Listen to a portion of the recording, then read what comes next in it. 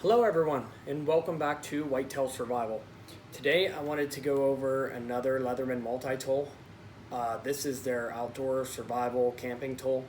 This is called the Leatherman Signal. And this is kind of I guess it's like a one-of-a-kind tool here. It's very task specific, so let's just get right into it. So on the outside here, you have a carabiner hook, and this seconds as a bottle opener. And the end of this carabiner is actually a striking surface, so it's like a hammer.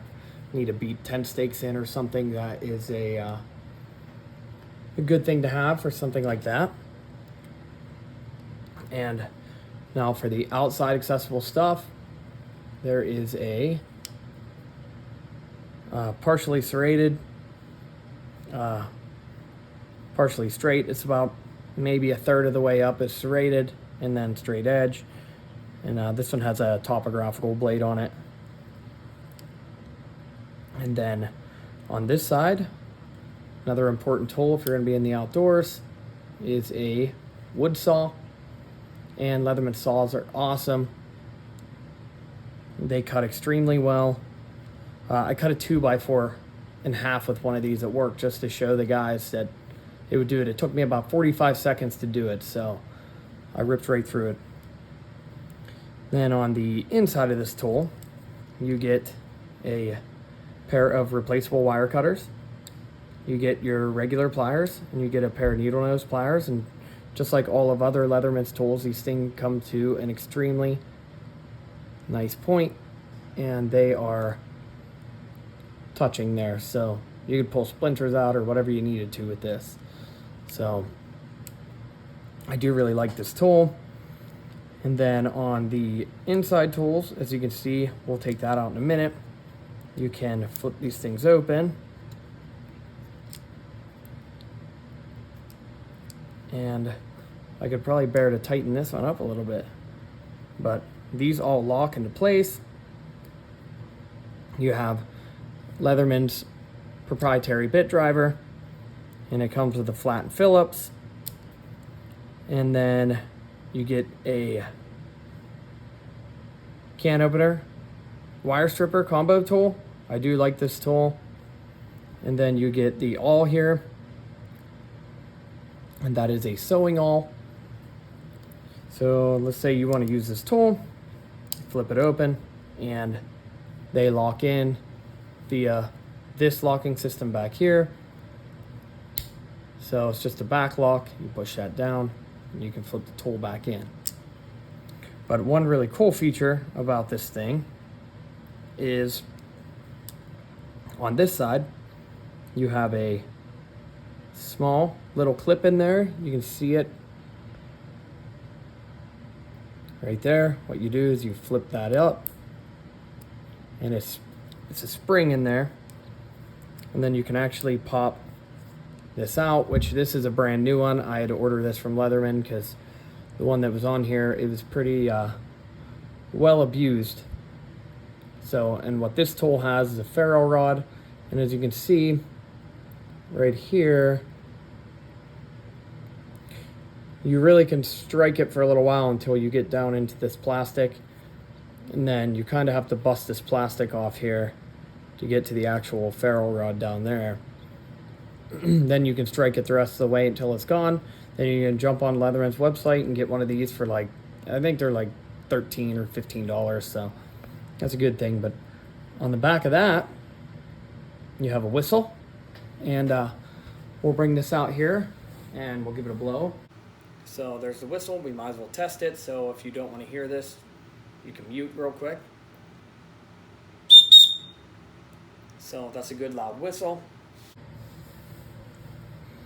It's loud enough that, you know, if you blew it for a while, if there's somebody around, they're definitely going to hear it. That thing's real small, so that's an awesome set. And then on the other side, to get into there, you have a little, or maybe this one is the same. No, this one is, you have to push this down. So the lock for the tools, you push the lock down and you slide it back, and then you can get the sharpener out. As you can see, I don't mess with this sharpener. I don't use it very often. It is a diamond coat. I did tinker with it a little bit on this blade. As you can see, there's some back here. I did not buy this tool new, but I have used it a few times now. I just don't use this too often, but if this was the only sharpener you had, it does work. It's a fine enough grit that you can get a real nice edge on there. And then to put that back in is do the opposite. There's a small hole in there, and you just push down and forward and it locks back in. It cannot come out of there unless you push the lock to release the tools. So that's a cool feature. And the same thing on this side with this tool. It goes back in there. It lines up down at the bottom of the tool, and then you can pull this back and push that back down in there. If you get it lined up right, oh, well, really, if you get it lined up the right way. I'm trying to look at this down through. I'm putting it in backwards. But if you put it in there the right way, this slides down through, and then there's a lip on the bottom you have to catch it on. You can pull this back and press it the rest of the way down in there. And I found out if it's not in there the whole way, when you shut the pliers, it'll push it the rest of the way in. So I got it in that time, not a big deal. It's in there, but it's real easy to get out and it's real easy to get in. There is a spot for a lanyard here.